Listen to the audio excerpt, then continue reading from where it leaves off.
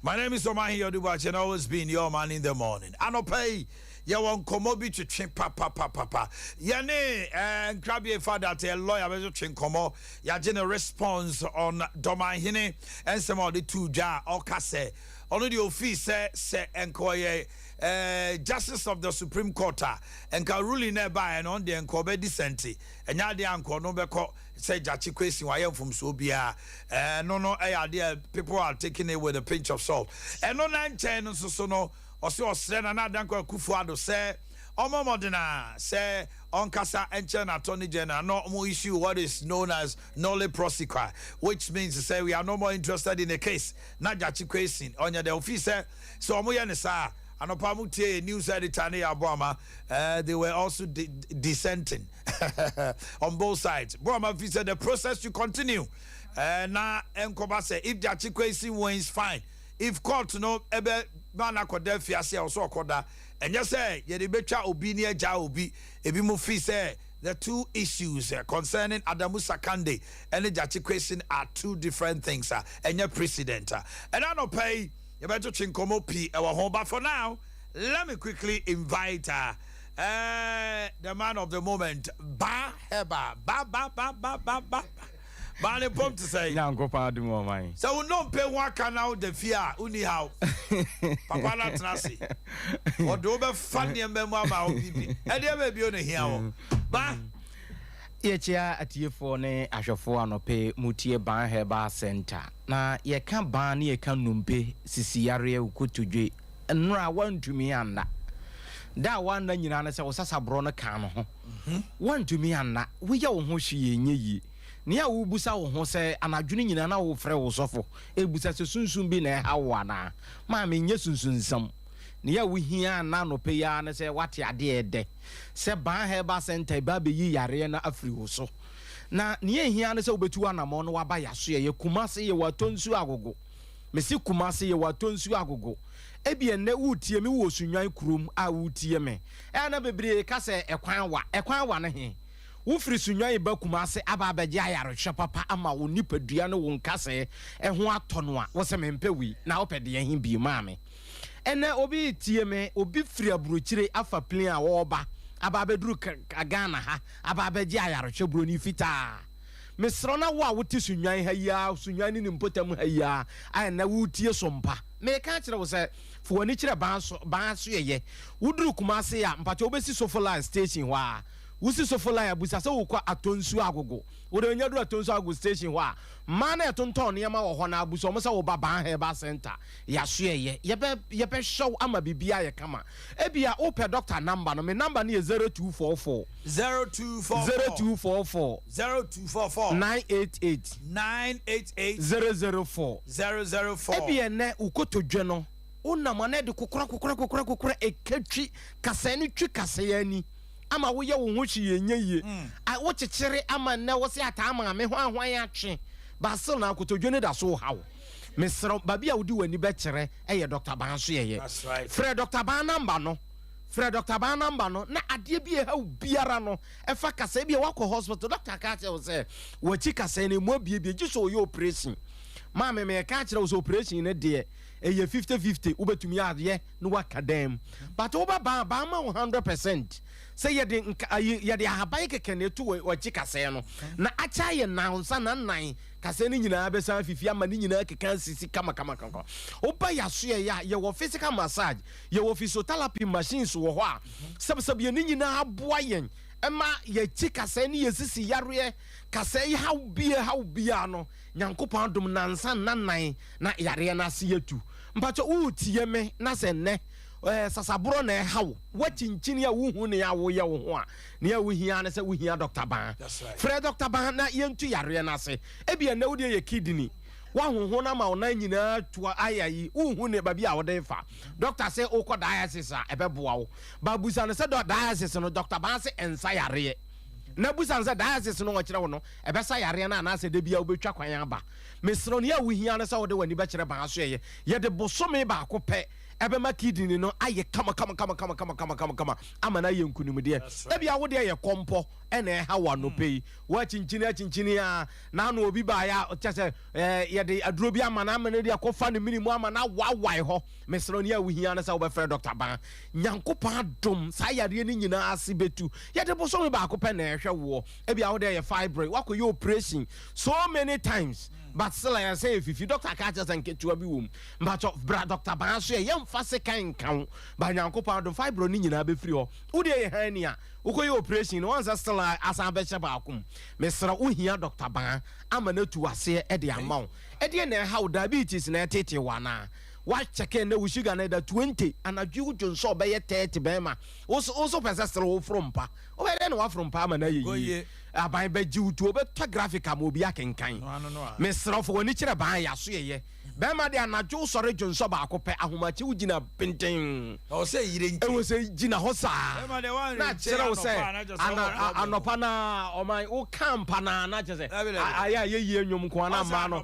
asore nya fe no obebusa chop money bia da ha o say yire nti no na kire say ugina so na bibi ya ha something is not right so one frɛ ban number na wo tena se di wo ho akinye edi wa o eprim wa koma me se wo be di wo ho dam wan hwe ya broken heart ba chew na wan hwe ya wo da wo na me serew ye wo Kumasi atonsu agogo Accra ye wo Spintex Road 18 Junction wo hia Dr. Ban kasande dia mpacho hia me wo Kumasi atonsu agogo enkomo bie wo se me ni wudi bia no ye betu ye bonu wadi no yan kan ye say hospital na chi hop government hospital na chi pe very good wo don yadru agogo station ho pekura bu so bia say wo ba no mpe ban kasen ba mi pichepe mesro ne ha bia no e bia brantumi ama ye kwan me ya ammo wo yare so a enkire se Dr. Ban tumi nhwam mawo ye yense adaje nka osa ho asam osa no ye de na wotwemienu pe ene tu ase ene wo yefuna ye kutu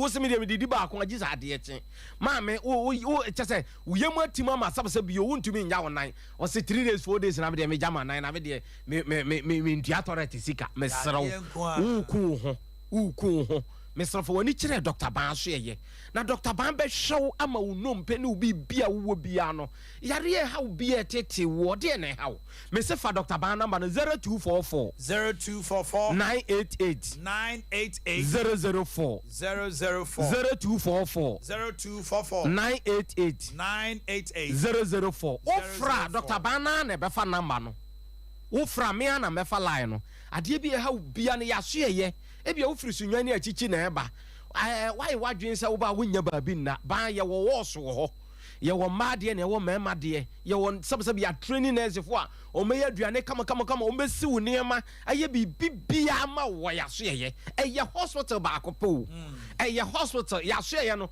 eye standard enye sabsabi yo ba bia wo ba ye de ukotu ba bi basa bia na ntontom akɔwe wa ma wo hu ni ya wo ye wo ho ma me wo spinal cord na bia wo tie me efra chichi ne benche ya me sro ni a wo hia na se Dr. Ban e bia wo hia wo wa chinchini enye yie me sro bra ban so ye frɛ no koko keke wo da wo pa wo so pe koko keke ne bi be ma anadwi wanto atani yie wo nhyɛ da nte wo ho ase me sro wo hia Dr. Ban stroke na aka wato dem a wo aye wo se de bia wo bɛda ho ama nkrɔfo abɛkyia wo no ma me nya agapade papa mesra babi a woda no untumi mfa nya wo ma sorry na fa wani kire Dr. Ban so ye ne ma waduro na sorry na nante na koye adwuma na fa be hye na fa be gya busunya no mesra bia na wo babi o wa tofom o ha no wo ne nan sabasabe ye frɛ na twere yare broni frɛ ne place ene hawa mesra babi a wonia wo bede wani ba kyerɛ ye ban so ye e bia ne wo de no wo ba wo babi a ye se ye frɛ no nsuo ba wo hia Dr. Ban pɛ wo hia Dr. Ban obeboa wo ama sa nsuo basam ne nyina firi ho me srew ma me papa wo tie me ede na wo hia Dr. Ban pɛ Dr. Ban pɛ na wo hia no emfa wo ba ne nsie biem wodofo na wo ye kakra bia no otwese kan aba wo so no ma me bibi ha no fa no bra ba so ye ne enhwe adwene no na ye de aduro be ma no Nyankopɔn do mo be de 24 hours nya osore ya nkunimdie na apie wo hia Dr. Ban wo hia Dr. Ban ewo wabra bom ebie ne wo tie me wo nsa etayiyi ukotodwe ehaw usisi ehaw unompe eho basam udwonku ayi o ma me na wo de ne kwato over 50 years wo si yenkoye operation emfa dade yenhye ne jonkunum mesrew enye sa mistake no Fred Dr. Ban na yeni nkomo na ade bi ha obia no bra na uwia anumunyam ne ye nko a na wo de be ma Nyankopon mbacho Dr. Ban number ne 0244 988 004 Mr. Ofra Dr. Ban na befa ne ha obia yantumi anchire mu no ye beto ye bo ene wadi nkomo Nyankopon hira wo na onka wo ho anope mbacho Freba na wo ne ban hia ne be yenkunum de no Dr. Bana motenenka anopai no odensem na be go kama bomodina na efre na anopai a na bibia ho bia no ene omonka na bibia anya dai enkoso savings and current account, fixed deposit, and now susu account. Fakoda uti asikai. Ya said that at the time of France, Omesia savings culture. It's here introduce what is known as infant minor savings account. Uti asikai. The mema obana who said is yes kadat. And on 910, we are salary worker. Wow, himself and down. Open salary loan and now pay salary advance. So sikanify a Hong Kong dia. Any government in Casano no any control accountant general din komo o de be 200 mo na fa kwa de obey bosom ye beteto sika no so ye ntinu bum say de be ya wo ho nkyere wo ye dwere wo ho odwuma ye ni bra ya so ye na ye moa we afa o yi no free ma abusia jadem chance peninkase bi ato abusia ni mo upe abusia ye funeral loans mobile hot my beboa mo afa mobile money transfers ahodo Ghana Pay MTN Momo afa Western Union odo forward money mani famfa ho upe sika to our card so e-switch any iTrans with RCBs ye nyina no ye obehu ye Kofiase headquarters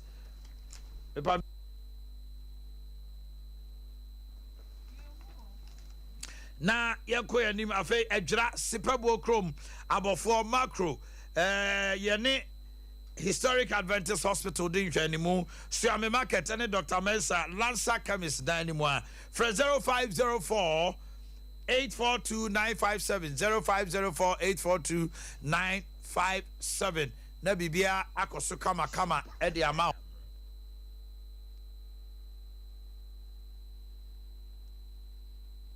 na bibia akoso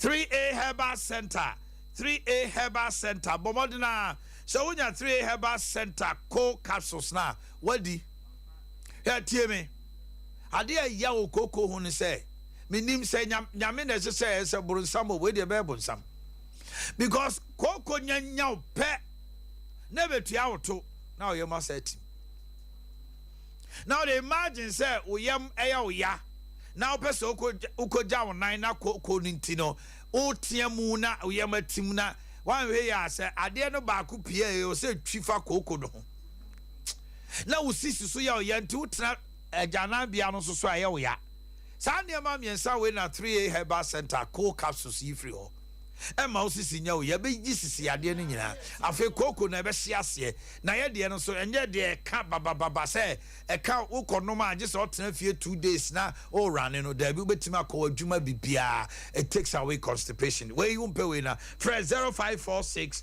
107 107 me wo epanifo bi o manim wo ha no pay a me ne on betwetwe nkomo na omu free energy commission sanso so na ye free be SHS challenge energy renewable energy challenger energy commission ne senior high school for ni nyina kabom na oba Kumasi ha Julius Nkansa nyako ye senior manager energy commission and project coordinator SHS challenge no abo abe no abo bi aba Ghana na o nwuram de na ba fie ye bebusem na Dino be producer and Harati. But your friend say Julius and I will Julius and Adams. Regional STEM coordinator Adams Isifu. One abam hono. Adams Isifu. Eti ye share in the next 10 minutes ye no mo to twin komo mesraw. Be wasum na tie na dwumadie we ekoso nyame anim nim asemo de asi ache. I was saying komo bo hu de Europa. Because a yademu, ya cast a stemma, STEM yeah. The science, technology, engineering and mathematics. And no abandon the sin and niswa. STEM schools no who university grand fan. Hey! It is until man term original STEM coordinator waha. And a Julius in Kansas so wahanamo. Mamemra homo akwaba. Na JSHS challenge, you know, renewable idea. Yo, Omanhene Medawase. Go ahead. Omanhene Medawase. Say yeka SHS renewable energy challenger. A competition be aba for senior high schools. For how many years now? This is the 4th edition. Fourth edition. This means 4 years. 4 years. Yes. Na way. Yeah, train. No problem. So share ya disuana ye nyina ya complain pen. Yes. Say you science. Enso ye mass enso ye hunu ya na Adea University. Ya na Adea University for kakra. Undimi nye boat. Yes, indeed. Say Ghana Education Service assessant. Adea kire nkwara no. Ye peso mutimi ye mehwe. Oh, that's good. Yesu ane ye de ensa ye nneoma bibiri. Ye friend craft. Ye friend craft.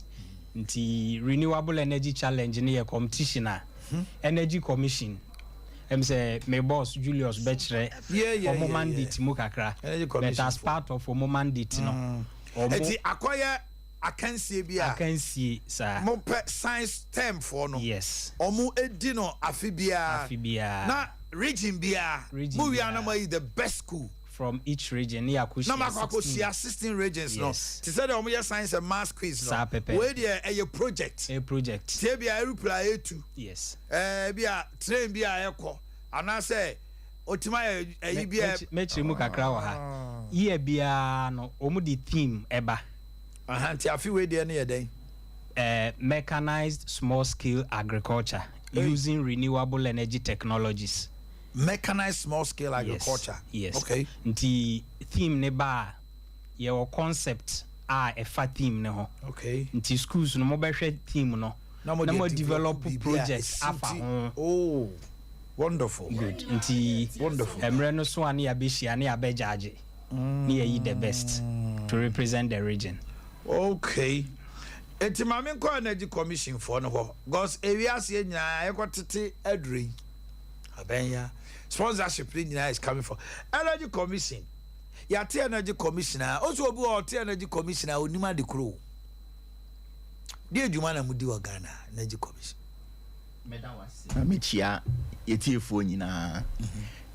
Energy commission government agency ye hwe Ghana energy and power sector ne so. Okay. Inti ene electricity ye wunwe fie a ye use no ye na ye hwe se ne planning ne regulations ni na bibia bekoso kama ye sign a planning in terms of energy planning ema ministry ene aban senior from time to time ye fancy 15 ekosi 2030 senior ye be use electricity na no baby edibi beko ni nyina no ye planning nti saban AUC plan ni nyina fans bibia your friend dum so ne ade no enya ade a ibi beba in terms of investment any ade nyina and lastly we will be renewable energy and I say you see we are talking about clean energy. That's right.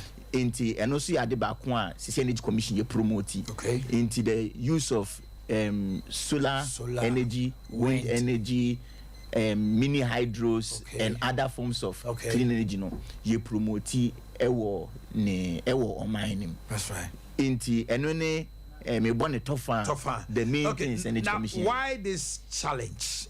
There na who be here anti mutu sana mo we are. Okay, inti energy commission mandate ewo renewable energy act parliament pass here no. Say you promote this renewable energy technologies here king. Na ye so say ye education curriculum no.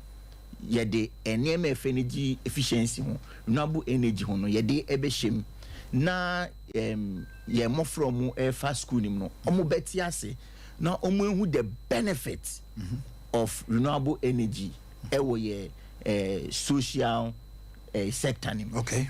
Inti eno na ama yene Ghana Education Service omo hwe schools so Ghana no. Yene omo akabo mu a ye be practicalize theories ana knowledge ye school mofra no enya wo classroom. Oni me ya adwin say emre bebre no ye wo bibi e frɛ no yesusa ne ade no chew poor pass sometimes forget. Inti ye be ye kan say babadie ye be di baba no na ye try exams ni wi ana ye wie but ye per se knowledge na ye be sua in terms of science education no ye mo free be apply knowledge no e dey solve problems ewo omu school omu localities community nim even the nation as a whole. That's right. Because say ye sure my mu a say wo challenge bi ana say wo problem enya bontin so for number be solve ya man wo ye man e say yenya na ye na your future no say hwan mu na ekutomo ye mo free into ye build it omo from now ye the challenge and our problem be ba these people will be able to think on their feet. We have got they should be critical thinkers on be analyze problems are omo face then come up with solutions ebe boa on no into that is where we are projecting. Me sure you know so I just say master to cry my encran there Volta oti ana because me sure no kre yaye I think 11 regions already. Eti na ye Ashanti mo ye way Kumasi Anglican Secondary School.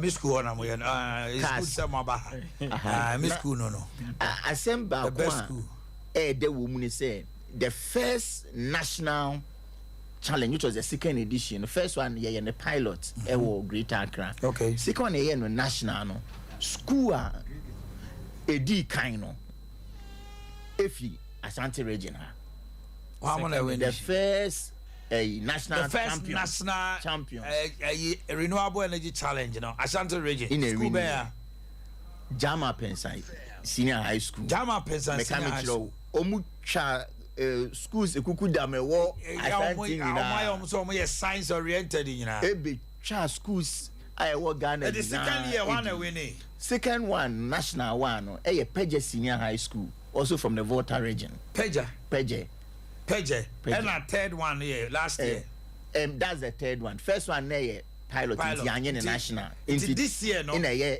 third and so far I cover 11 international region Basso, which means schools no barbe display or more projects and out of it no the panel will select no correct into senior me colleague eka no team no and our topic this year no mechanized small scale agriculture using renewable energy technologies ye hwese ye student edi projector ye betumi scaling up ebeboa senior ye queer ye agriculture methods practices abefo mfidie awuram exactly na timi apagya queer yo no exactly inte bia edwuma nka as a farmer obeye no one day no with these innovative technologies you'll be able to do it in hours or minutes ebe reduce the workload ebe ma wo extra time ebe to me the other project now be display so how many schools now compete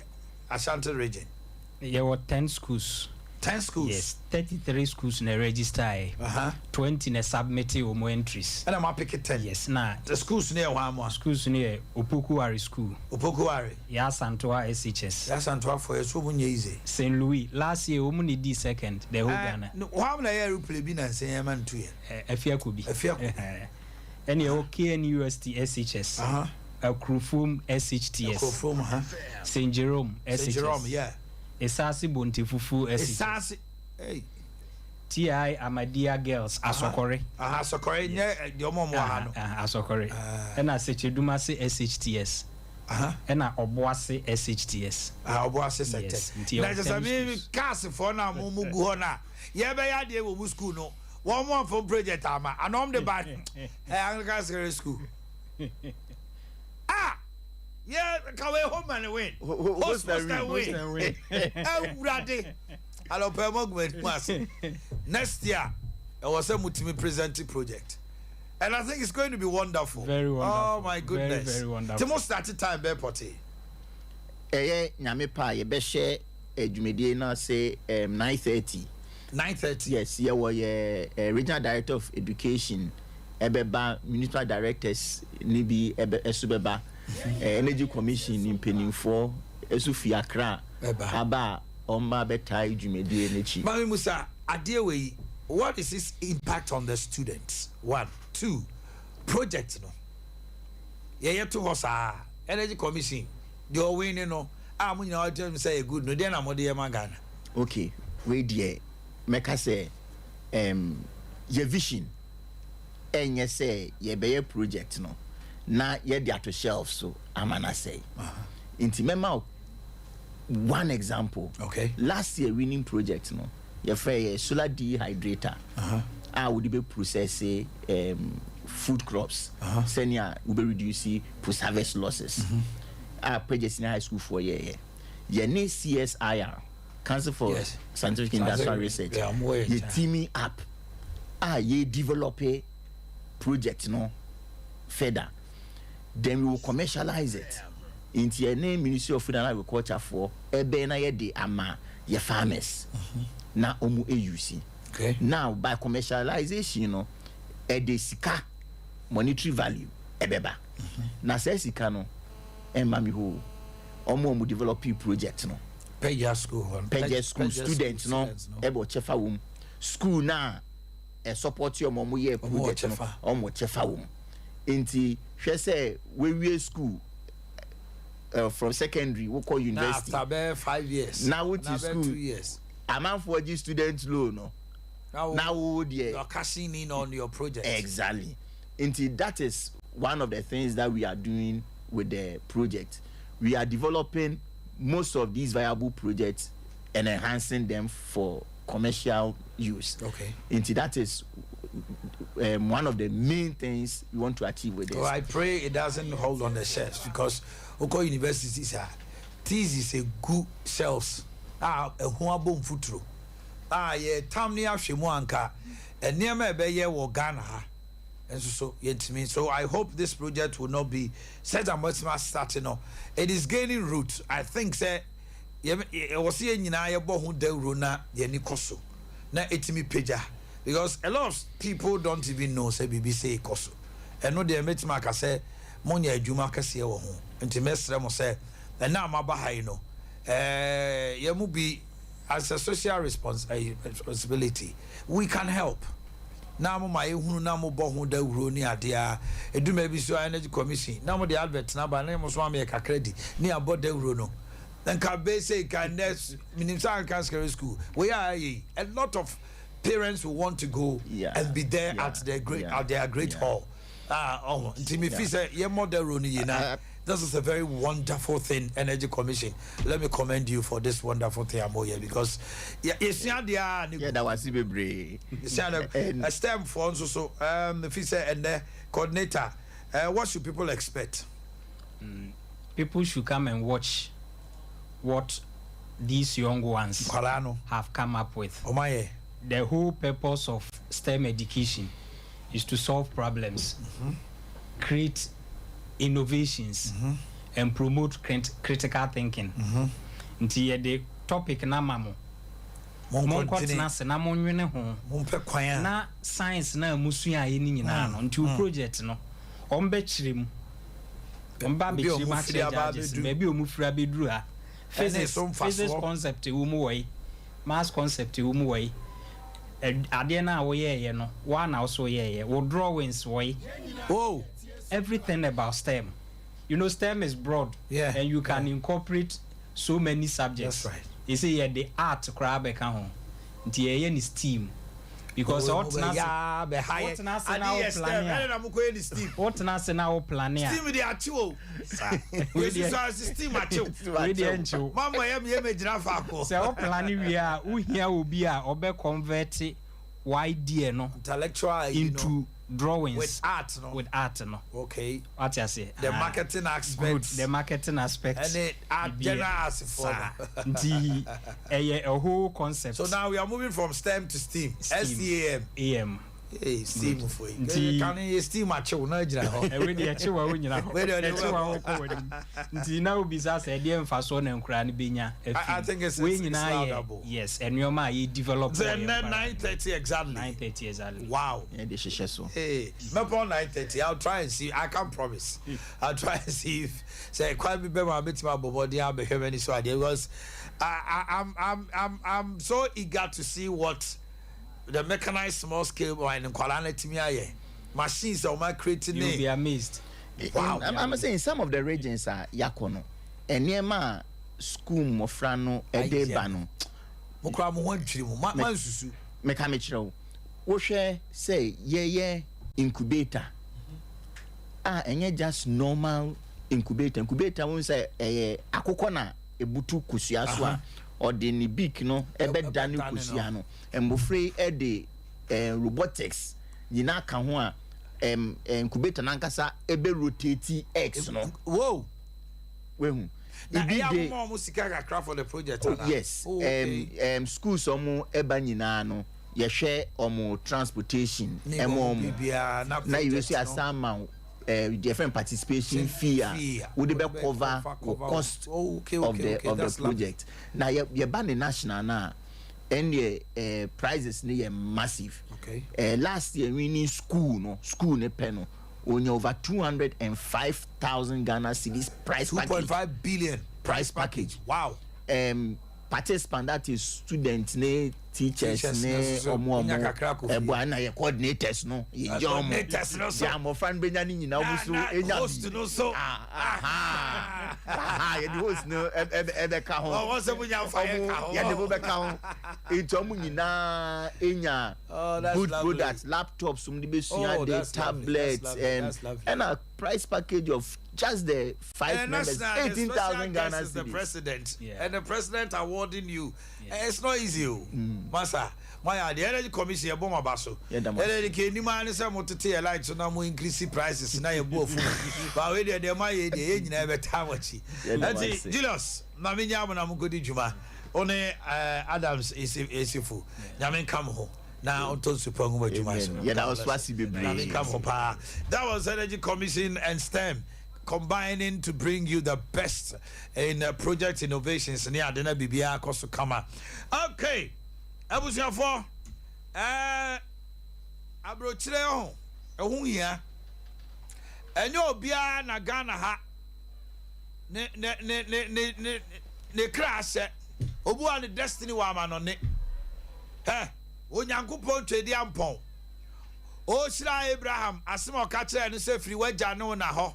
Ne kokura me mekere so enti nyankopon kura gi akwantuo di Lot o trend baby a wonko Jacob tu kwai Joseph tu kwai on de no on peso ye for so no ni nyina ko wie enti akwantuo de ehun hia enu nti na treaty of arc for ayense se ya o mo no ko Romania ya de ko Canada USA bia treaty of arc for match na mo pom to say bibi aboko ma ba wan so me hu hada na ho to say e va chanya me adum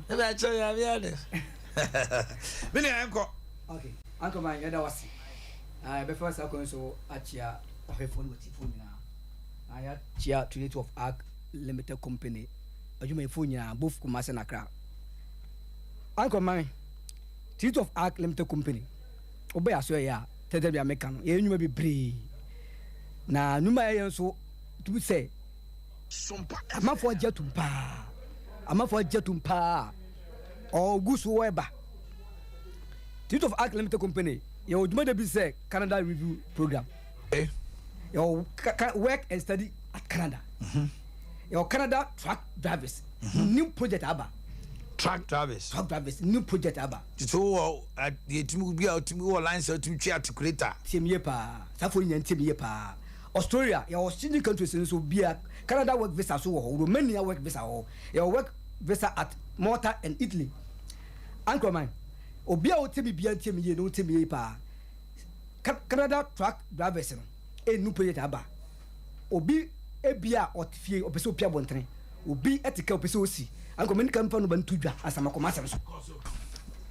Number is 0531 0531 644 644 217 217 0531 0531 644 644 217 217 and 0531 0531 633 633 556 556 0531 0531 633 633 556 556 and 020 020 55 55 720 720 76 76 020 020 55 55 720 720 76 76 Yankoswe But Trinity of Arc Limited Company any some universities any hospital or Canada I share shunko edama health practitioners okay or more pepper se omutu kwan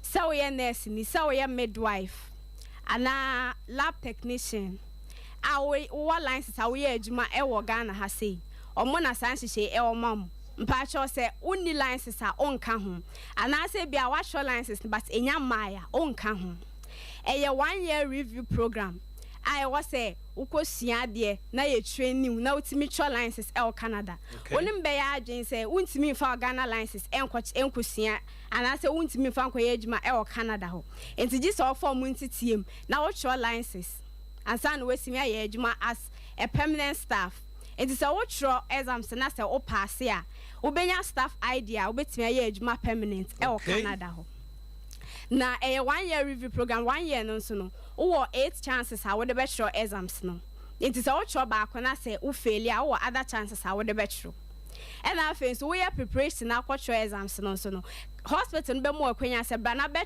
clinicals e wo ho 8 hours bia ask e de be ma wo no se me ka se me bodin a we yam be so and I think so benya accommodation for 2 years ba company no ye betia 2 months e the amount I think so benya insurance 2 years a be cover Trinity of Arc Limited Company nkwane was anhye we edma Ghana for okay yeah go so Angoma da was a Misha Paula do I know when you ajepa na Trinity of Arc Limited Company sa ndesi free program Angoma ne boarding pa say offer letter ne bana de mawa unhu fi se da so a untimi ntua enti ne hospital na hye amoko ya say your mouse crash pa ne bo e wo so pa I co funded the review program for the whole year amount and say one benefit I co boa ho am what my program Angoma me call so no Canada work obi to timi ye pa obi so ko adwuma Canada o wo sandwuma o ye plumber o ye tiler o ye machine operator o ni sandwuma ba we better photo work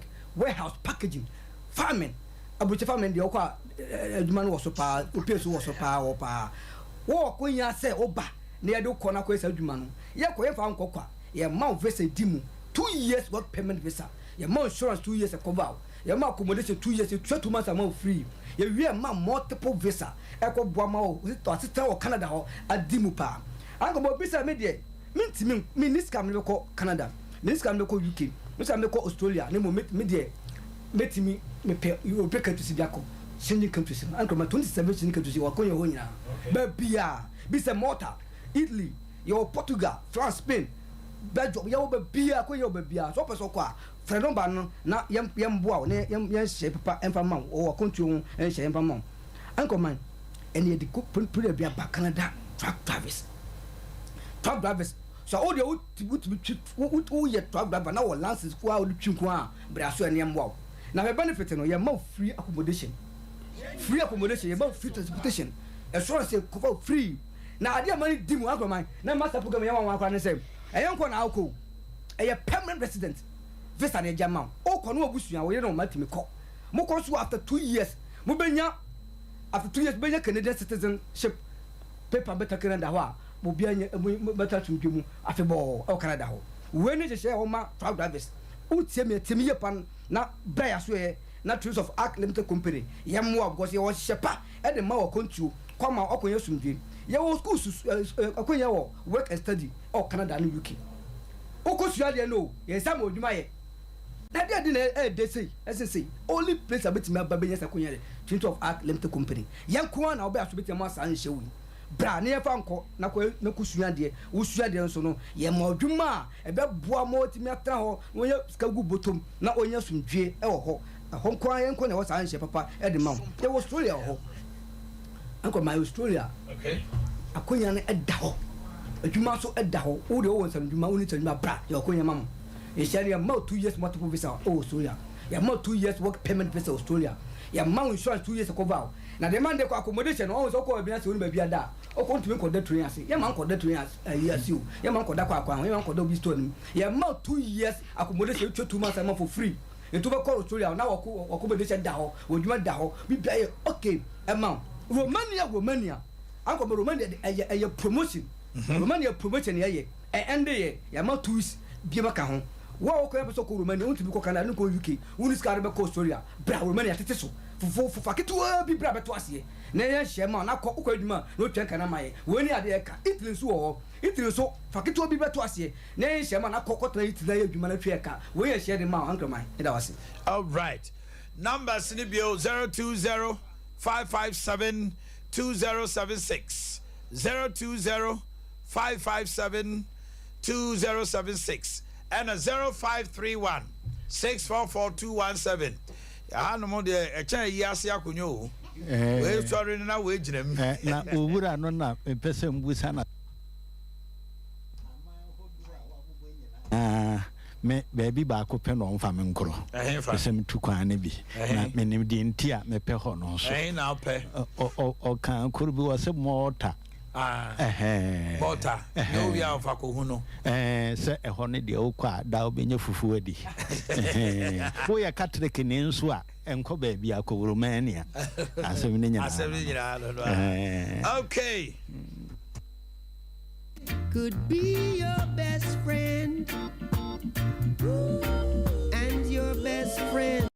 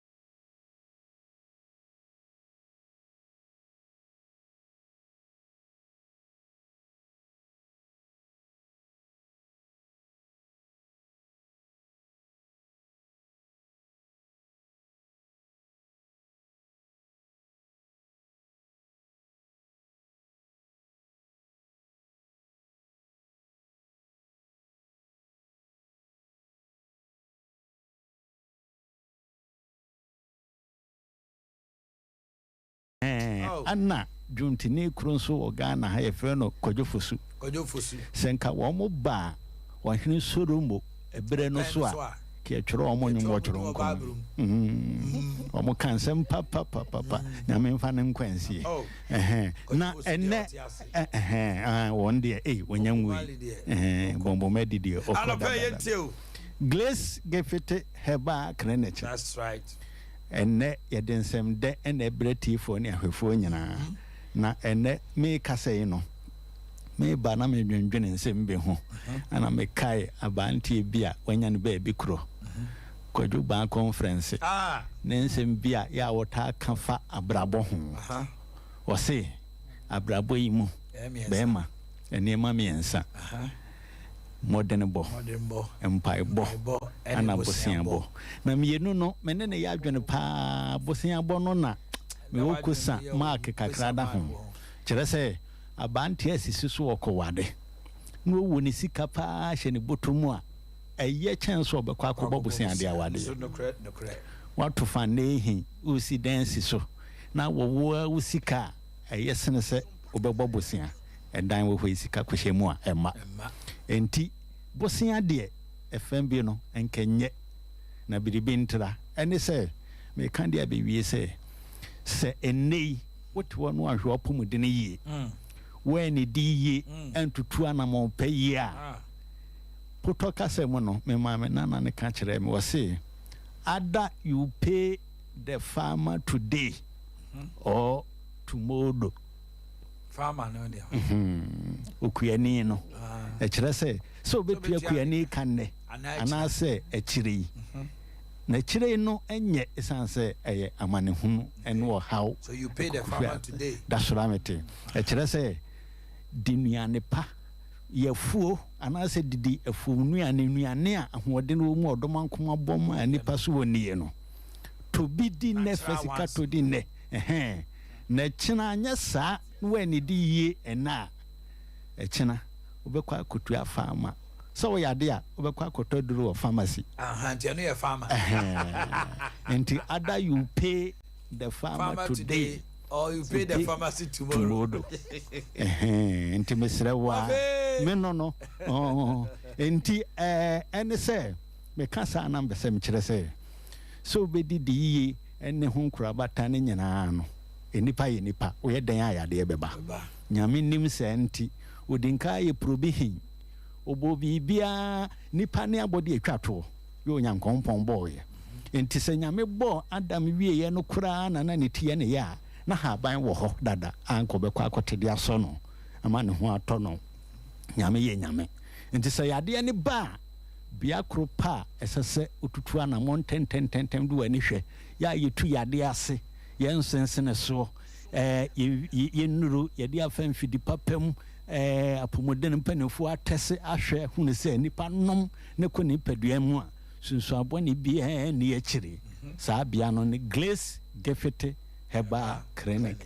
and laboratory services esanse dabo ho sekan wo ho physio wo ho akonwa dwamanfo no awotena mu ane no na anum kotena mu se ma femu ada fe na akonwa dwamanfo se Dr. Grace de ne tesa ade menim ade ne ninam ayese bowresi eni nam wo panchi oto ase ye wofa sebe mpreduasa oba ni dubido wosoro pa atena mu ane mbegu ase abagu no hwani wase ti ana memo ma de bands so kotena mu ahwe yi enti monye no mese no na dwuma bi a yedi ni Grace Gefete a enkranfo de metamese se do wasi agi atum no o ma san hwe yi a ebeduru bre be Grace Gefete yensa yade bia bio obeba no na dwuma ye die peye epunu sede enkranfo memene da no kwasi ada ne ye asi ho epunu no ombo ho atwede no na me ye hwehwemu no na me hunu se se epunu no kura no esa yade ni ye pa sene de akabia so kwa ye hye no ni ade ne epunu that's ramete ye no aduro Grace Gefete e de blanket kata so a metamese nunum ne ade no ne ade na kacha de hwegu nsusu ma unya malaria yade bia by the time I'll be you tie na veins se nipa ntokuru da nipa oho obepie na ho dendende no metame se abefufuo bi ebinum aye bi abefu kwan so a enemo mokohuro de ewo buda ene ho ne ma mokohade bi mu na ahitiw ene so ahuno tete ho no ne wo ho a eye we de na pera cheda se de wo kan no eno na grace gift akofa ba udu nkran ko yima no aduro ni bi no de ba ana ku no tententene na menim sankrafo ya o ma yo ho abrofo sam o ka twi koro jesu ka abrofo me yansa sai wo ma ni gipunu ho sa so ho no na ma ne punu no obetum grace gift amena me hweso de tie ne se me kodi Dr. Grace ye che no Dr. Suano a me suano me fa ne ye Ghana Kobojis enti me hwe ma nko na ma no a wo hawo o sabe akosu akuma ho no ye wo krata no so se bajana city mema no ye di nsu agubo brapamu a esi wo manimu abomo kata wo mo so a wo mo hemu no oba no nko ne bobrapa ye mienu otena kroso ne ye de kroso asi nanim ne akata no so nti sebe impreduasa ebo wakoso ya letre mu no na de aka no so fa ho o ba fa to huru bra esanse uwia ye fransuo num kakra ema ode wura dwaye ehofo ho nyina na wapepa enti dwuma ekoso grace na dance ya efiri mu ba no ese be ye kakra punu nko a okay for numbers need to ja Cello 54 tele 0543 tele 2 32 cello 00 tele cello 30 cello 54 tele 0543 tele 2 32 cello 00 tele cello 30 ana cello 244 0244 126 126 12 tele 123 cello 244 0244 126 126 12 tele 123 yankoguru ketemra ajubi Omanhene me da sepanya me shira Omanhene said your fadi kakan no ye the Grace Gift Herbal Clinic and Laboratory Services aso de tete atempon na ye nya ya dwene say be divert ye be mane afobonkum na ase ni fada bi eno an ye pese ye faso na eno so ne ye kwa ne nipa dodo na pese afoforo no pese o mo chesi ye so mo ba o mbedu ba bi e ba ne asusu ye di o mani kind da amiyante okoda ne akoda da esan say Grace Gift Herbal Clinic and Laboratory Services aso last week o mine so obekaya a ye sheda kire mfaso wo ensuo ho ensuo ayenum na odu Grace Gift asancheche we nyina ekoso enra obi frem o se menua ba modi adi say ye dwene mo ho a ye ntia ase kire say mo ba mo se mo bebo mo ayare sabia no ho aduru edawuro ade ache enso so mo ba ye no na otwi mu na metie wo Sompa na ensuo ho asam na mo kanam se na ensuo de mo nton mo aduru na say mo ayare sabia no ho dawuro na mo nsore nko na wo se wo no ankasa de wo bi wo ensuo cap ba ko pe na fiti say ye kan ensuo ho asem no fiti enani wika ebesi na enra no wose wodi nsuo aye na adura ne chese eno ni na adura wonom na no pe wonom na frequently ama wono ankasa nsesan ya aba ne na brabo mu no odwen ho a wonte ase ne ye bie nani pa e wono ma bebre ho chese na nka nsuo de wono wose ye de kro ntimi num 3 glasses a day wose sachet water no kra no wote ba akugu ai bottle mu a obekwa abedru fie anwumre na bi da sujina bebre na sabre no wose wono ahwe a no hu se no ma nko e but started so onum so frequent no wo chese wo hu se wo dwonso pa ma eno ma free ne ho ba no e na said ya no waye no no mfe no fitinani week otie wo ha Sompa ha no o hwe ya otie ya wo started ye no aboa no enti wo da Grace Gift for ase de pese e kire ne se ye kɔ ne natural way na tete atempo no enti ye kire kwan abefa so akwan papa abefa so obedidi said your fadi kankan no se when ni di ya Emma wa pomuden techema. It will be bedru Grace Gift Herbal Clinic and Laboratory Services as ya.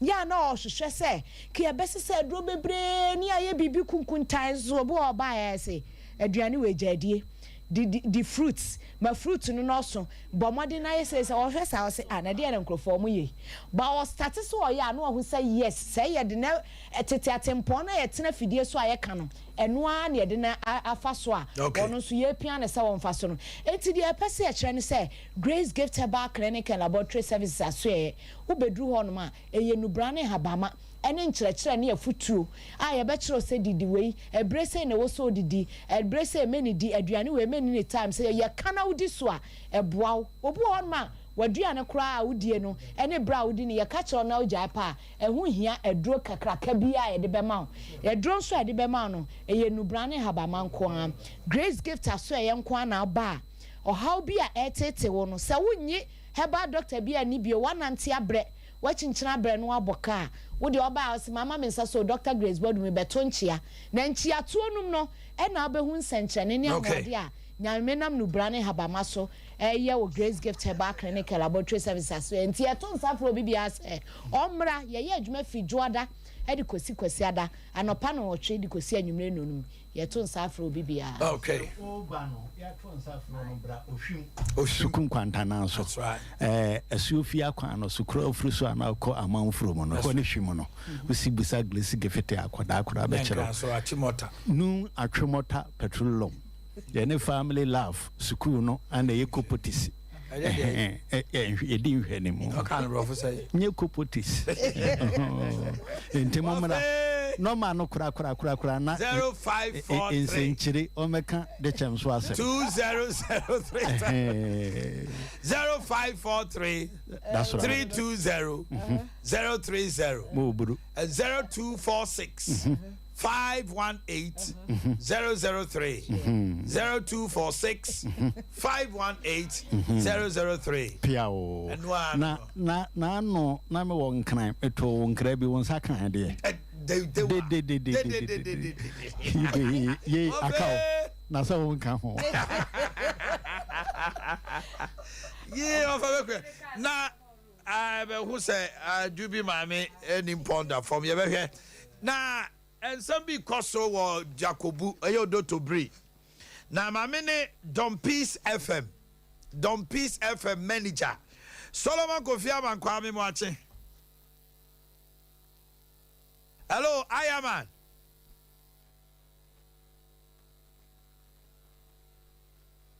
enya sure say bibia dem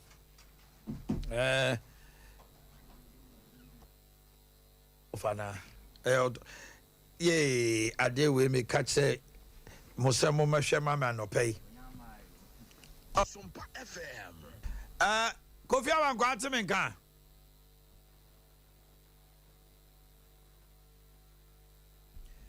Arabu Karesenche Akwaba na what to say president my general was Bibi aboko confirm for me meaning say we are a strong believer in Dr. Mahmoud Bawumia mama nkola me say menya no Kofi Amankwa be mo ache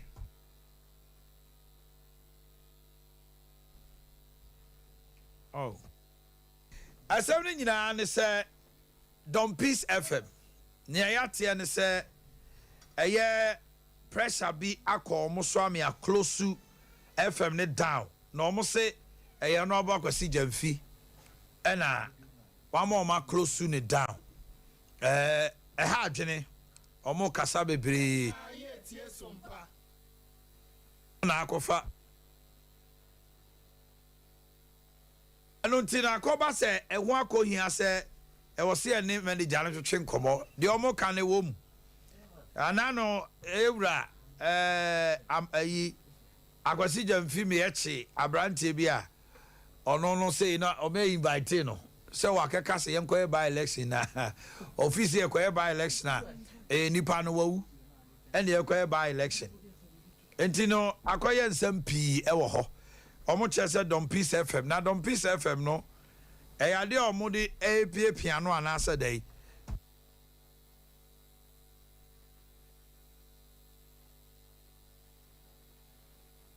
Okay. Nanka yentimi enhwe ne ekoso wo ho no. Na yemusa manager no. Ede enti na omode hye ono abo akwasi jamfi. Ebiso ano onim ho hwe. Yensem yete ne say ya ebusam. FM station dey okọ close ni dawa. Mpene. Nya de abeso so kra because who dey ntem ma obi atu sa na mo no. Na oman. Yes. Ye che watifu nyina de ne to aso akwa no. Constituency chairman na Don Peace FM ye ne dia. I saw no Don Peace. Yes, on one Don Peace. And tell them ne MP ebe me a close to the station. Obotia no ana. Ebia na sa ne tie die. Na minim da say ho no constituency no me ye first class na me hwe ho. Na tembia no na akosi jamfi honorable o complaini say omo bo no crude yusu sa radio stations no editiano bebrebe na sometimes no say we MP na say wo ma ho kwan ma wo so ye constituency chairman na yusu sa asam academic ye yusu radio station no na ye di propagate against MP na just say ye yusu the radio station na so no e di against MPP party na say wo ye chairman no so what you say na I say wo hwe we dey Mr. kakra me mo wuntumi FMD ene ni TV no I say bibi papa bia party na ye bia no e na ye dey propagate ye bo ho dawro enti ye koba say wo so chairman no e bia the emphasis was e bia wo station e botia wo MP because e bia wo mpeno a eno anka say botia party na yeah I know definitely well say wo mumienu na wo ntam no nse dan go okay okay yanku yanim no credit this week Dr. Malba me eba Kumasi Oba Ashanti we are told say Wednesday is it confirmed on the 6th that's Wednesday yeah Anambwa there Monday to Echina Tuesday which is Thursday and obesi form so baba mention north and south yeah okay when ya manager no ho okay na oma chana tum kama there ono Mr. Solomon Kofi Amankwa hello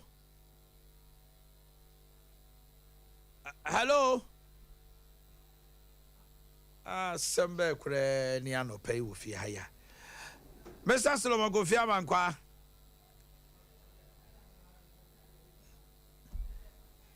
hello Kofi Amankwa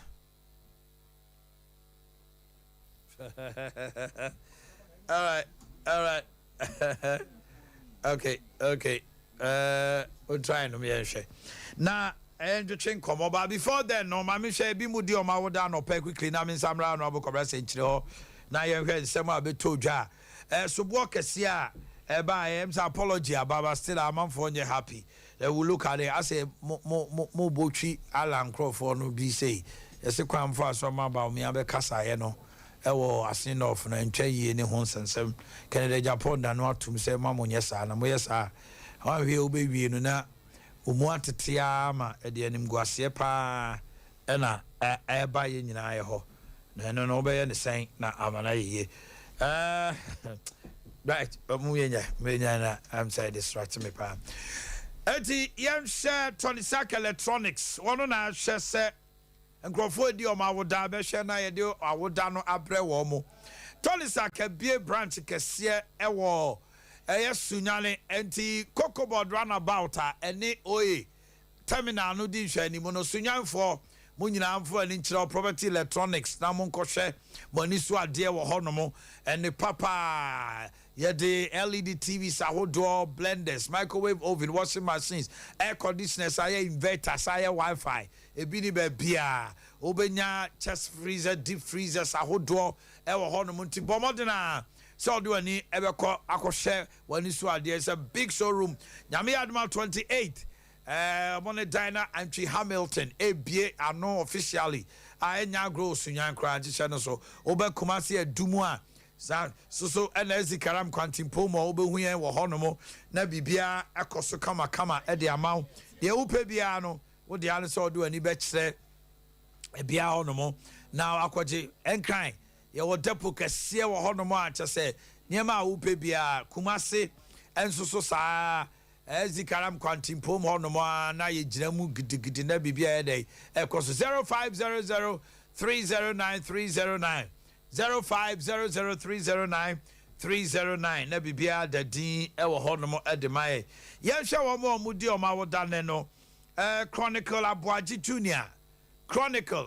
Junior Youth Employment Agency Otafo Municipal Assembly Rexford ni kukua enadi we ebremo Chronicle Aboagye Junior. Happy birthday to you, Chronicle. Teresa Nyame ya the step of Seshi. The friend say, "Yeah, the step." So she asanyo so. Yo, Teresa Nyame. Ave Lucas Masida Bonsu. When you fine, you maltrim kwa. Nana ma appear. Otaya krum. Otaya krum hima. Oh. Nahima, from your son Peter Jan, okay? Aaron Ouso Friye Sawiri from Pastor Marcus Ouso and son. Today is your birthday, Aaron. And then we have Aisha or Isa Aisha from Nana Kwesia Manfo Brobe of Aguna. Obrem Poma Equia Ejakobia Kwache Ejakwa. Ayayayaya. Obrimpomea Equia Jacobia Quach Dane. Humpty Dumpty School, Class 4B. Obrimpomea Equia Jaqua Quachi. Happy birthday, why? From your parents and grandparents, uncles, and all your siblings. You are 10 years today. Happy birthday to you, little girl. And then Erica Tutua Jr. and Senior of Tando Dumase from Kechre OB. And my mom, Madame Grace Boatima of GPR2 Agranwi Amwase. Madame Grace Boatima, today is your birthday. And then from your lovely son, Nana J of Ghana Immigration Service. Happy birthday to beautiful lady Gifty Opoku of Asnomaso from Senior Kona. Madam Mary Boatin, Sunday school teacher at Emmanuel Methodist Church, Mampong Chirimfanso, from Sapia to Mampong, KSB. Happy birthday to my dearest love, Matilda Champon. You are a nurse at Seshi Esam Debiso Government Hospital from your love, Ernest. And then Wafa Ajekum, Ghanaian language teacher at Meslin JHS, Bokrum Estate. And then we have precious daughter Shelly Abna Efriye Amo. Daughter. You. Dr. Amo Confanoche. Oh, okay. Yes, Antoa Senior High School. Okay, today is your birthday from your father, Dr. Amo. Shelly Abna Efriye Amo. Mr. Isaac Ajin, General Ajingo, Head of Social Development at the Asante Achim South Municipal from Berima of Ahunipa FM. Today is your birthday, Isaac Ajin, General Ajingo. My daughter, Kate of Agna Ekrofonso from your father, Samuel Bafo of Ghana National Fire Service, and your mother, Cecilia Ajobia. Today is my mom, Mary Donko of New York. From your daughters, Linda and Cynthia. Happy birthday to Francisca Pia Pukia, midwife at SD Hospital. And Yina Soso Offenso from your sister, Sewan Powerful Bracket to Francisca Pia Pukia. Today is your birthday. To Caleb Chumesi of Akim Aprede. Today is your birthday. And then Theophilus Safo. Today is your birthday.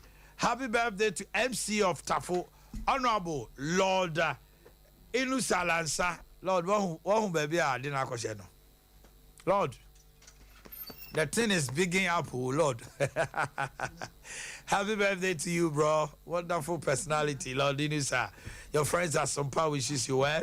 And a happy birthday to Mrs. St. Michael, CEO of St. Michael Printing Press. Hey! Na Ntoni Diana Yabama, Mrs. St. Michael. Obapa Bansama. And then St. Michael. Hey, Saint Yanshiada. Oh my goodness. Adea Akye Abia ma. Find your one aye. Saint is so pursue humi. And so farming called that. Saint Michael. Me uhumi aye Abia. I feel na contact. Okay, Mami kwa man so. Ayaman. Aya. Me adumo oni edi ni na kan nipa ni pantem. Wow. Now, you have to say, Don't Peace FM. You are closing it down. Are the idea from Sona Maye?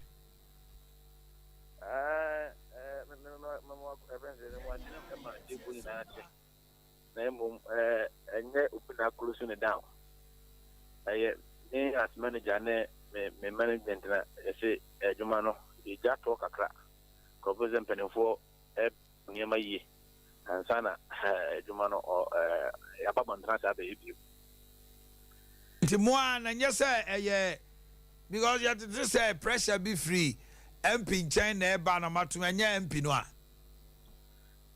Mink, I say MP in particular, but the feel and seminar, Boboso Honor, and only yet, you have to say, a dose on the do. A broso and tea, workers here on who's in secure, and I any more in answer to be. Now I have a local community. Obi any movie fee, Obi any movie fee. Are the threats be common one? Crophobi threatening one. Omanhene, please radio. Yeah, hold 3 years in a radio no bar Jacobo. Now I did radio no bar Jacobo. Why wouldn't radio our local community and go for the 4 near one and radio station, Obia, sorry, on any Dijuma. Now, free bear and fee me saying, you know, never be a sure radio no sooner, friend say, group honor. One man, work as a woman, more fine near Juma. Sans radio no bar, 2020 elections. Yeah, report to you, and I say, yes, I'm another more say it's one, yeah, and some near me. I will pronounce none of frame.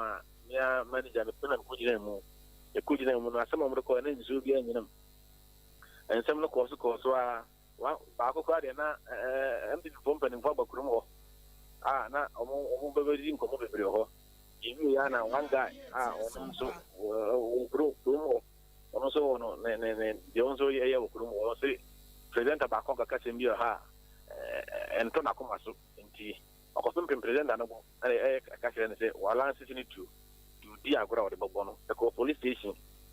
Go treve some intimacy. Nano ya sense of you or Casimbi, as some kind of so. Tikachrenji and anonymous one tick that offer I find the software going or Koya Sono, now the coin in Zubia. Now, Mia Musuam, look at say, it will be minimum manager company. A report to me, I find say, Tamaun to me say. Friend say, Chairman, I remember some Madam Peace, Diano, or the radio station Abahona, me as a Solomon Manguano, Mimi, and the radio, essay and people, conference, you know. And what, Mamma, some puppy, my story be, and I say, a brown be called Cassiano, Maseno, the empty Baho, a coding commobi, then come on and introduce Mamma, Mamma can't want them. Who can't want them, like a Diano. Yagobana say, me Solomon, Mina, my Dumapen. Your friend is a Mina, may acquire Sasson. Ah, how? Radio station. I am a story, no. In my Dumapen, Mina may influence Mamma, yes, sorry, no, I'm not say, because me age, yes, I'm in go influence of mine, Uncle, yes, story, be speech, Uncle, Yamo. Nano, ya, and I branch Ibia, on also water to the Bruno. Or a Syria collar, no free radio, no so. Now, I any can ya Basuya by election, and also Ubiaka Simbi, any Nico any media too soon. And almost okay, be there or call for or play for by election. Okay, to sum everything up, no, internal wranglings be a cost of party, no new club, and I might decide to say, more doom radio, ni kakranama resolve, more ammonia, man, I must have a back, me boy.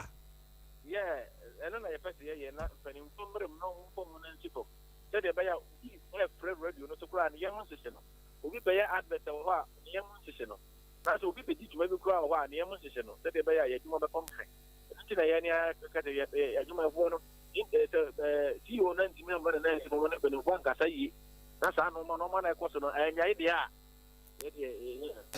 All right, manager, Mami Fausia, Solomon Kofi Amankwa. Mami Mama Bejo for Kwaba. Na quickly yantinsim. Zuba. Yeah. Nyempom to say. Yes, I don't know here now. Bibi aboko. Me hoya pa. Ya do ba de ase. Kwabra, so de mama akwaba. Na a quick one. Abrante na da no keka asem na neso si o police station. Yeah, but you say one. De okaka say open by election would do to bring no. On carbon. Check. MP ni say by election. Ya scenarios e deba. But sa scenarios ni nyina onye incapacitated. On cross cap on 80. Oh, who dey tia? The only thing on officers is see a bit mama by election about say wo. Eti akwa ni prini wo dia. Omo pre ne cause e bia na o kopie onu ma na akwa na me abolu tu. Akwa no so ye aid to lawyer me. A on in the contest 2020. Money bibi. Mo ma democracy ni nyadwuma. Democracy nyadwuma ni calling for by election. Now for bodman obi aye. Well, okay, so maybe why are people calling for by-election? Why are people calling for by-election? Why? Say by-election ba, and I buy them prove to back room. Dia who come wuni ehu asen no. Kwanya by-election ba, ubenya asphalt. Sapite bi bia be koso kama. Enti by-election me kwa ba predict ba ko I Western region ho dada. Ayi, e be baso na. Former, you know. Me mo be di Western region nche ye be ko ho. By election. Yo, I was not here. Oh, Western region. You better call Western region by election. Entebia. Enchekwa. Acha, would you want man this man? They were the catch me no. You better call by. And say why you D for? Yo. Me who by election Western region. Who by election? Untumi me hwe ne clip bi was say abofo na catch and say nipa 26,000 na to ebi na be ya na. Ebi na be ya na. No, but that thing is also dangerous. Why people calling for by elections? When your MP is alive and kicking. Obi koka say obi be koje yache no. Wan be koje. Omu ka say kwesi be koje yache obi. Oh, na so ka say bibi koje la. Obi jina quarter no ma me nu nesi. Acquitted and discharged. Ya akwetu a koje. Aha. Wo yare a no ma me nu nesi. Wo agu a ho beto. But unim. It's the MP by elections. But Omanhene. Say me swami ha. Me free ha. Enti me use mu medium yi. Mu medium kura de me fa say NPP ni bia dia. Say what you say. But you live in the constituency and the radio station belongs to the constituency chairman, of which I know. Don Peace. Don Peace. Say what you say. And I wouldn't say MP no so ne Don Peace in so no. Oh, I know more than you. Say what you say. Minim so no more. I said you are. Oh, me say I send you are. I said I am Masrema no memuna mitrim. Exactly.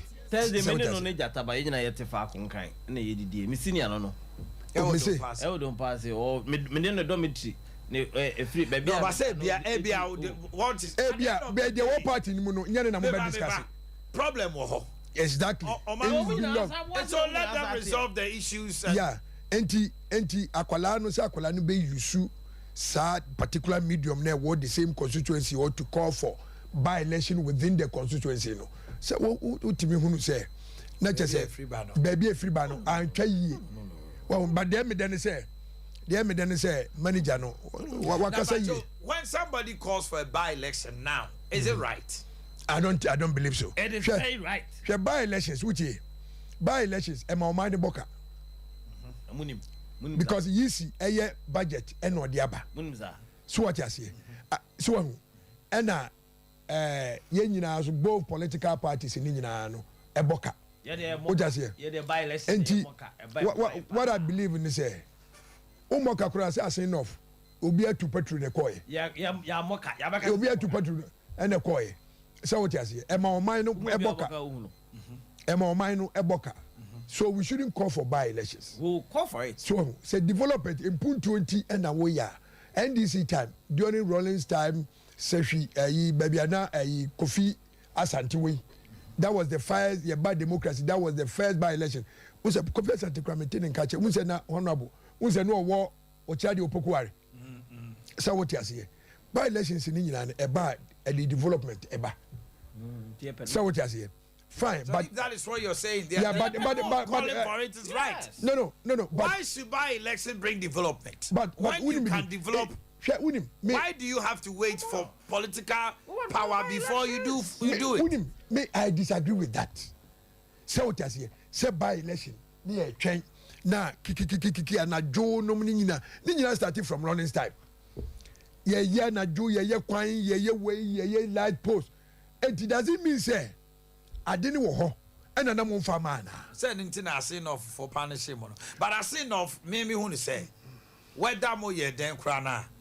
Say Musi Abrosakra, they love Jachikwesi. That's the bottom line. It wouldn't be. They love Jachikwesi. Until now, someone who say double in politics. That thing is dangerous. So what you say?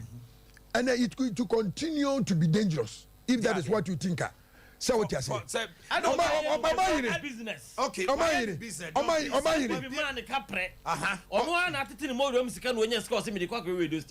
Now party is saying it's the party that is telling them say. Now on your party, Abia. How? No, Abia.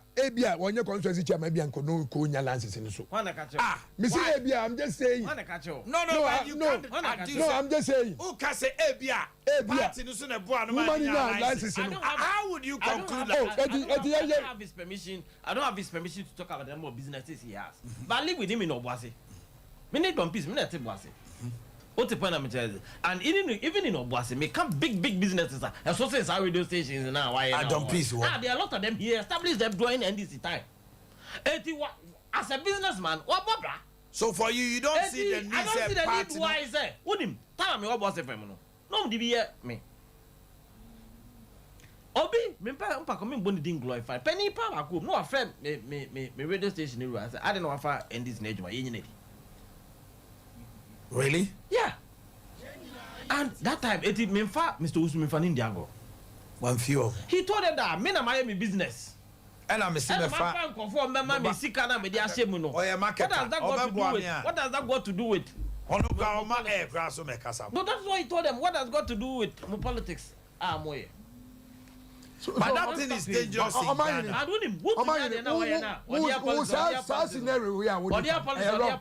dangerous for the workers. No. It's dangerous for the workers. And they are choosing to work there. But in today's media, a lot of people have taken sides. Say, opposition, power. Exactly. Incumbent, how dangerous is that? No, you choose to do that work. You choose to do that work. He has chosen to support. They can't criticize the government. Oh, how? Will you be the constituency chairman? Will you be the constituency chairman in the same area now? In the same area now, the one. What it means is the conflict of interest in the woman. To me, radio can never criticize the government. On what aspect? They won't. When the government, what the government has done, no, if we say on to me, Master, you can't tell it's not even within law. Why should no, it's not within law. But it's not within law. It's not within law. But nipa no te wono. Mene wo nyina no. And they between women and managers. And obi aso meka say yentua nika. So just listeners. And when you advert, no matter your muka at your bills. Okoye takro job na se kaba bosom so mo ama ni ntwaka. Oye na adwuma no in a professional manner. So de be ya bosom so an advert be no tibetia ne ka as fire party adwuma. Asema na mo ke. Hey, Asamo. Hwɛ wo ni bibi. Me ba cho Asamo o say discuss. Mama moving on. Let's say we baby quickly. But we the issue of mama me can be nkyerɛ. Let's move on. Okay, let's move on. We have an issue here, very critical issue. Omanhene Rezi said from him, if he was part of the justices of the Supreme Court and commit dissent on the ruling of Judge Kwesi. 2, he's calling on the president and the attorney general to issue a nolle prosequi to halt Judge Kwesi's trial. Officer Mwa. The reason is simple. Also, when the people of Asin has secondly voted for Judge Kwesi, it will become an insult to them when they proceed nese kobase de Judge Kwesi kotumu a atenie ma wo mo ebi onso so no onhuru de ntia getting closer to election 2024 omesa proceed with such a case na ayono dia enko be decent zuba ma mintio me dance baby na me cha otifo and it was said at the time Awudi the late President Mills the 11th anniversary na no Omanhene me need problem ma me say them feeling okay me something into them can say matuasi but na say me a working me feel so your mind do is it not prejudicial? Yeah, prejudicial. Or what you can say or say court na echo no proceedings na echo sisia or asem be kan but or can be affecting the substance of the case. In all of the on he's a judge, high court judge himself. He is speaking about the SC. Okay. Judgment today to make one. Oh, definitely. And that is what he was trying to do. And he himself is a judge. Yeah, high court. He's a practicing judge. Etemrano only minjin this obey bibi bu court when he's an officer of the court. Now, dear me can say, when I send you can say, by elections the Kaba. Into your home said that Biasa. If I be so no, so by election, ya call no war. I say no fee. A babin pahane if you mobile. Abasa say, if I saw Ben Pan if you mobile. A can of mine abo.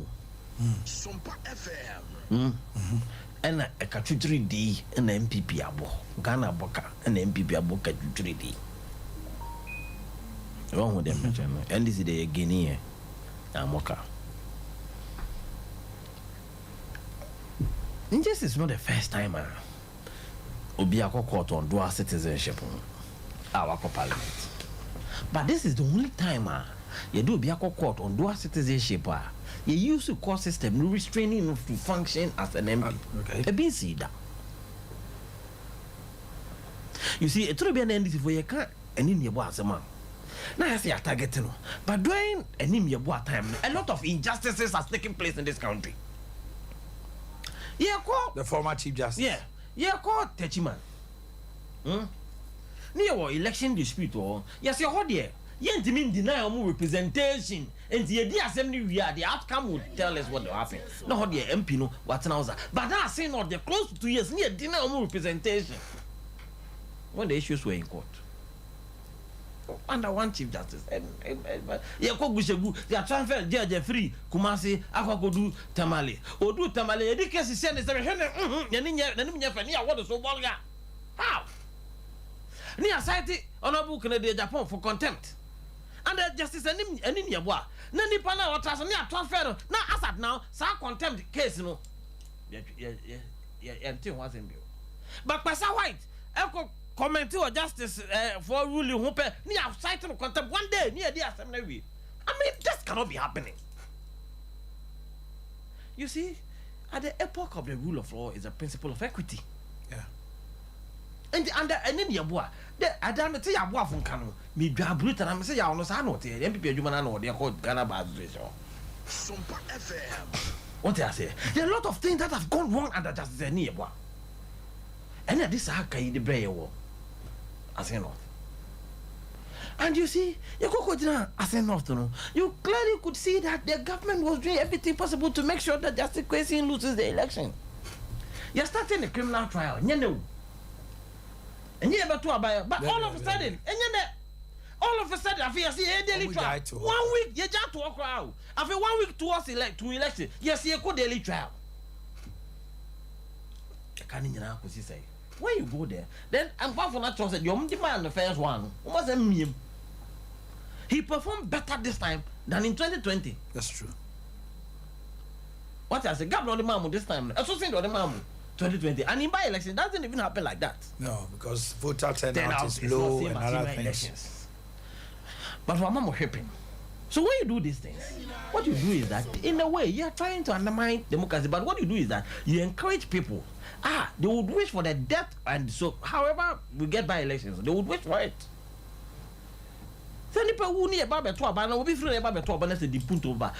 get Ghanaians looking for it. Because Ghana for him put. What I say? It's a foot of a panel de my me, Obi, one of the MPs for one of the 6 constituencies in my area. I'm not the way in the meet of Bonko for the area, I'm a camp. I see a committee, and the guy is ready to go to jail. So when you put him in jail, another by election. If I say I shape, because I no mammy, so say the Mungo, no mamma starting ya, Munko for by radio Zumunjai, the Musumu Babijai, Muja de Buo, the old Jelina also by election, also some babies and no money. The people will know that you're not trustworthy. What I say, you get people angry them more in that constituency. It is a mostly by election worker. There they come about there. The Croatimaka, the power to prosecute us with lies to the Attorney General. Maybe the person with the Jessiquizi, Maya, Nkosiaga. Moyenne, they are Nkosiaga. Until me full says so muti, and I don't mind any, if we do or the more mine. Nebois. In Yasumedi again. Me, Yaw. Nature will bring another by election. Before I fear here. As the nature, these are by elections in the bar. The numbers in the better. We don't send the brave boom. Numbers in the better to say. She says, I say 137, 137. So by election, see, Nanya Shantrina, you better seat. The Western region, the move who is a mobile. Yeah, fasting. To my start here, you're fasting. Oh, you're fast. What did they mention? Western region, there no cano. There is a minister who has been incapacitated. And the people are waiting for him so officially. Obeka say, on to me and yet Jumani Bill. Now, Oma declare by election. But the way to me, so Honoma. At one point in time, the parliament is so parliament is so beti makasa ne absenteeism no, and also ne absent from parliament. I don't know more pressure. Oh yes, as well. You are also behaving like one calling for by-election. You are calling for Western Region by-election. Because you want a seat. You better put it to task. What's the point? I'm mentioning. One who see that. Eti dia miss canning na say. Say ban is always an answer. Number no quarter. Tena ho di ni be dia. That time you can't get consensus. Yeah. What's it? One they mention. The MPP should know that by election be near Central be seat no. What makes you think so? Be apart from my Central region. Be by election be seat no. Eastern region. I met me constituency be some more Monday and I'm MPs and resign. Someone, yeah. That is a 2024 budget seat now. Man, why? What the point I'm mentioning? I say. Oh, by itself, we had the combined effect of what took place in Kumewu. And the course was in the NDC is on ascendancy, NPP is going down. Oh, yeah, because Kumewu Kramo, you increased by 1,000 and over. And a house over 4,000. Into here, and the Ekosro. And MPP votes no so bad for into baby BCBR. What I say? Mohumu sembo timaji. Ante ko bas baby I have baby on BT 1,500 ni 2,000 ni 3,000 esipe yaje. Ashanti region ha kwa na yaje. Eti se ba no man ototia. Buko. Ubobo omo. Sa o pa o jiro nsama ye babum. Okay. Me ba on chai. Kwara. Yeah, Oman. Yanchi atiefo no so. Figures ni nkoye mamo. Oman. Mamin kan free Omanhene no eho. Now say anniversary ben na the late Mills. Professor Mills, NDC former president. 11 years. Okay. Yo. Omanhene say bibihano.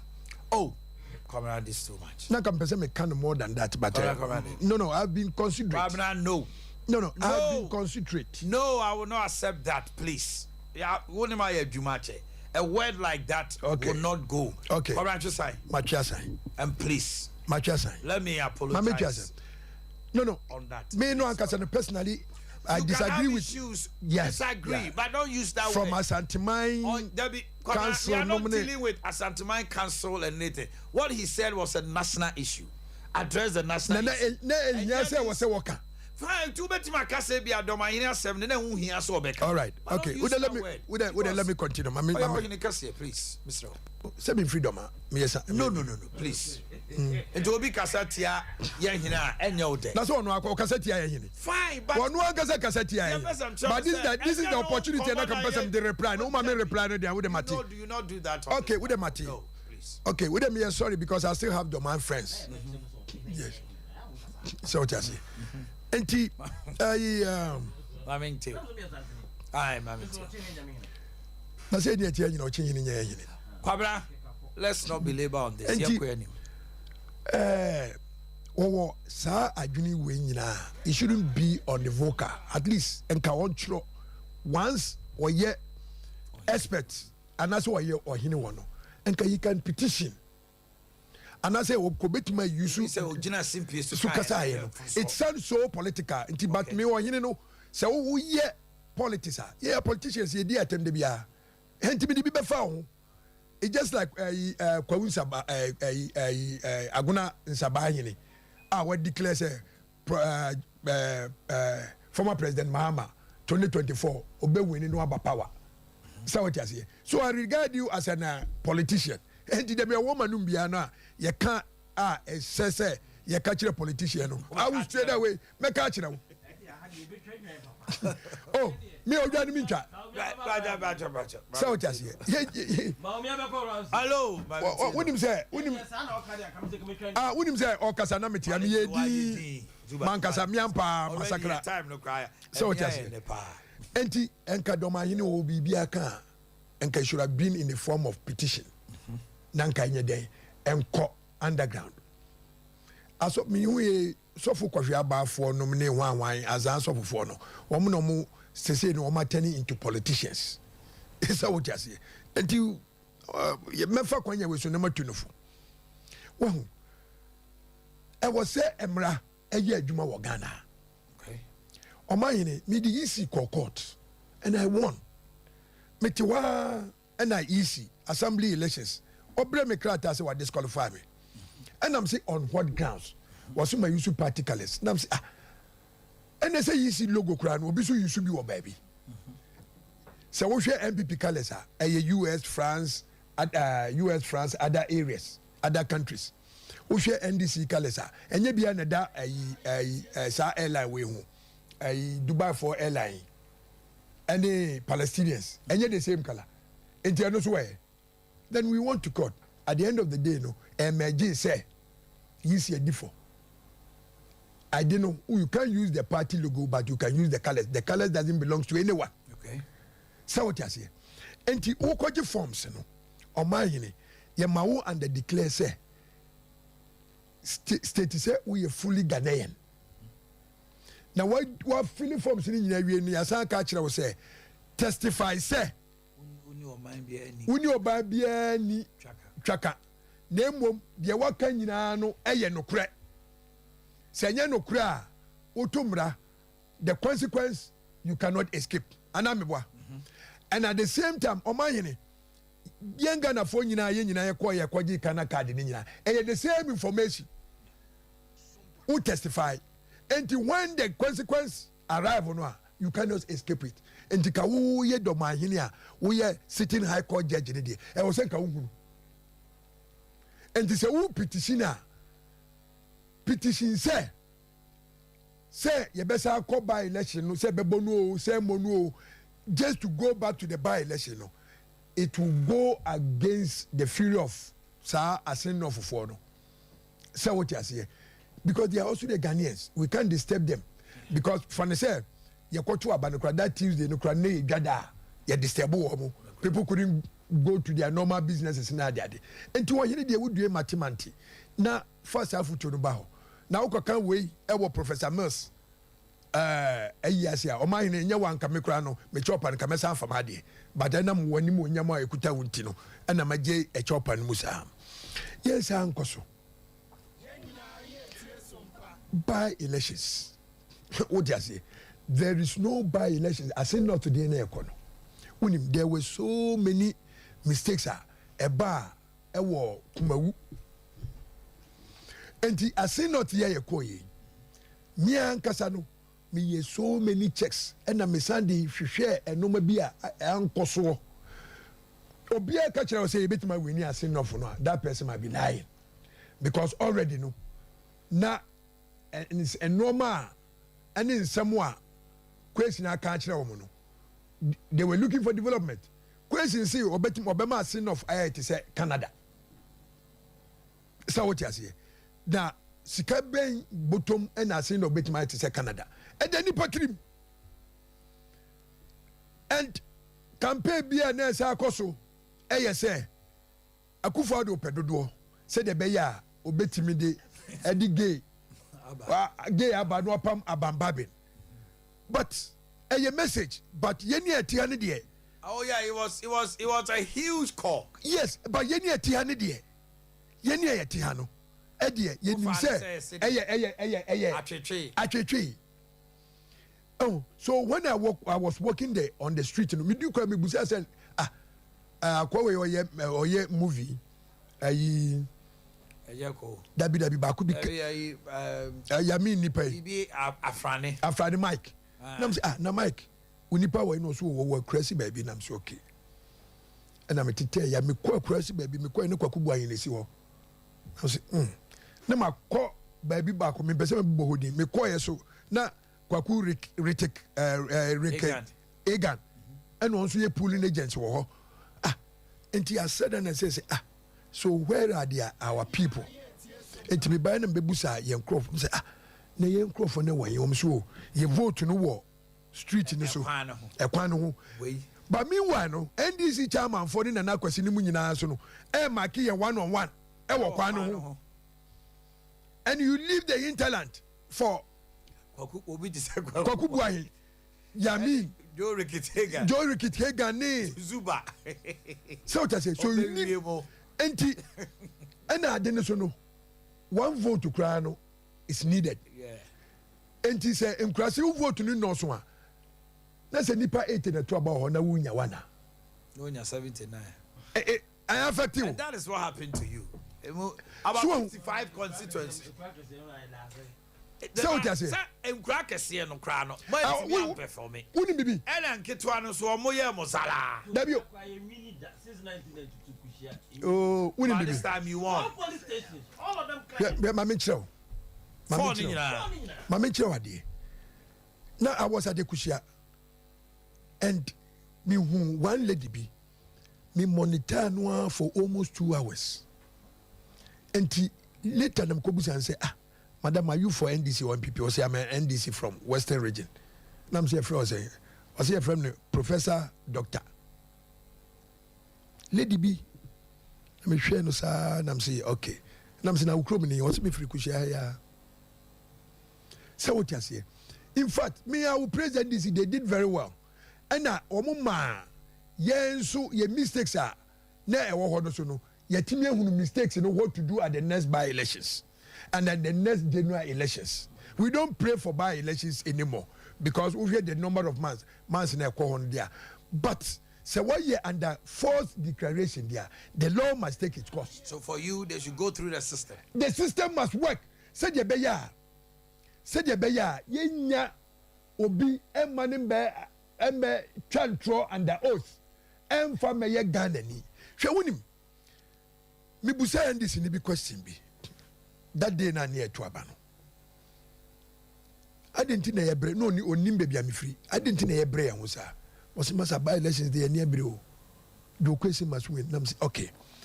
Na do question must win. Na unso ma do question ma ye nyina ye bre. Uba 2012. I didn't know 2012 Alote Jacob. Alote Jacobs. What you say? I didn't know Alote Jacobs. I disqualify no. No was about 2016 when denounced. Now was I fail no was when denounced 2016 no was about 2020 now I fail no be denounced. Masa buy a 2 years you masa jawa sem ne nkwen madwuma wo kura be se won kan ho nam se ampa me nkam ho enti agina wa na hisham bai so just so now it was a friendly atmosphere and it was good, but this is the first second time for you. The bottom line is the process must go on. The process must go on. The law must take its course. What will also happen when there have been serious criminal cases where the government has issued nolle prosequi, meaning they are no more interested. Not a criminal. A criminal against the state. Say, oh, follow no one could because going back. Barring any hitch, if Judge Kwesi is jailed, if there should be another by-election, and I say, be the people of Asinov, to me, looking at the timing, to me decide to say, maybe I am changing. Because we have had incidents about 3 months. You cannot. It's 6. So, 3 months to 3 months to elections. But Judge question has said, says, almost a year. They have to go for by-elections. Yeah, why do we have to waste all these resources doing that? President be. 1996 general elections. I was Wagon. I was Wagon. Rebecca Dote versus Azikamo. So they did 4 years. 4 years. But we in 4 years. Oh, maybe. Say the Rollins in our home. Tomu yani dealing darling. No, 4 years. Yeah, they went to court. Time ruling by. What the post? And I make a tell say, your politics because Juba was complaining. Say, you do a big call, yeah. That time, the incumbent government very well in this case very well government very well why is he complaining why is he complaining former chief justice why is he complaining former chief justice yeah no why are you complaining about we having one chief justice and the law applying on 2 different angles in one country boy tama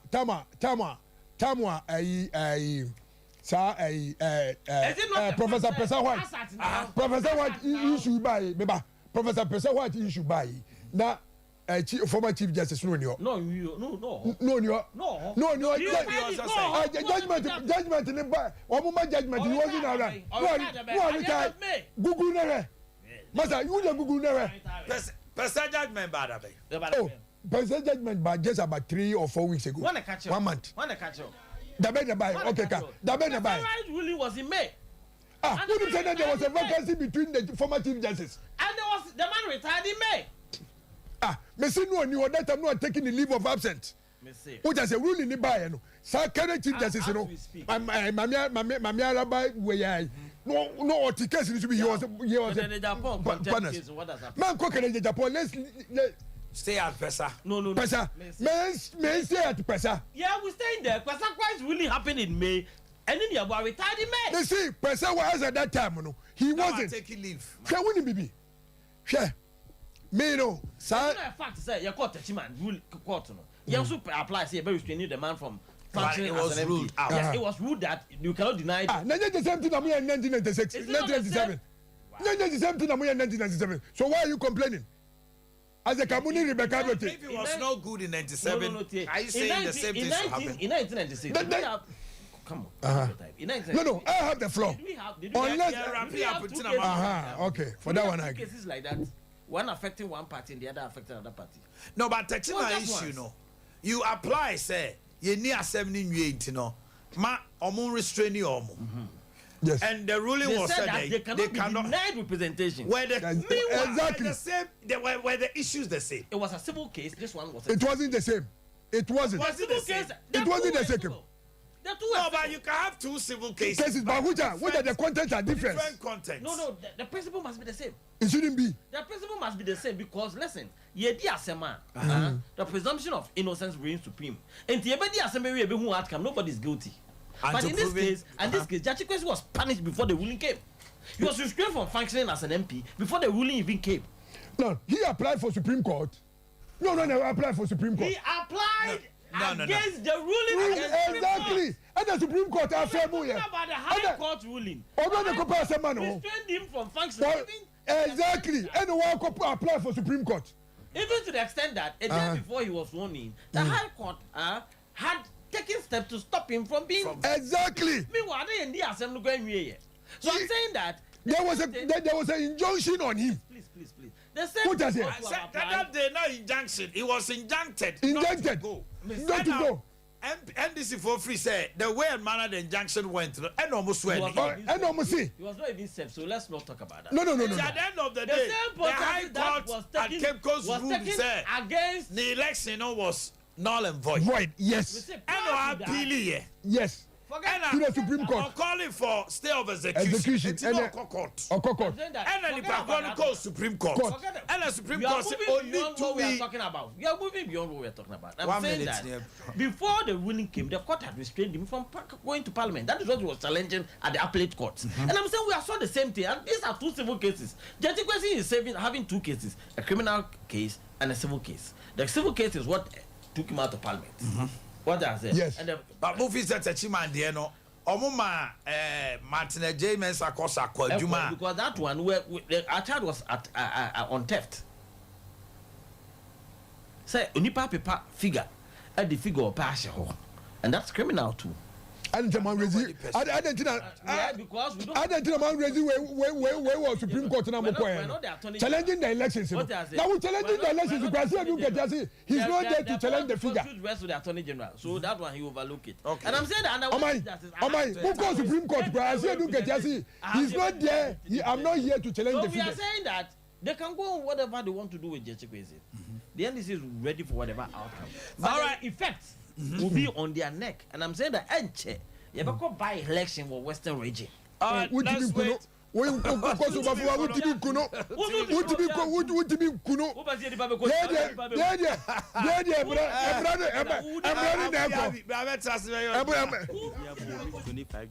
as a papa, say a vality, to me find the road, to me say this every disappointment, no see a valiki, Obama Fia, no one amenum, some cook room, not a blood, no one amenum, Oko Kroma, no one here from fruit to no so no my juice in room.